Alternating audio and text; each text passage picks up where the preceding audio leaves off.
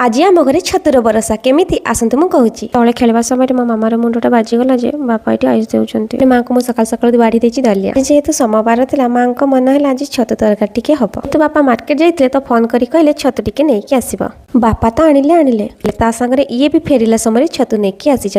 यही तो आम घरे डबल धमाका माने छतुर बरसा एत सारा छतु मु कौन करी लंच अल्प करी अल्प डिनर रखिनेली मो पटे तो ये छतु को झिमरी छतु कहते आपण पटे कौन कहते मु तो फास्ट टाइम ये छतु खाऊँ घर को भी फास्ट टाइम आसूँ मार्केट सारा कौन से छतु मिललानी तो बापा पु सेम छतु नहीं घर को आसी मो गोटे साइड खमाड़ भाजी नौ आ गोटे साइड छतु कषुची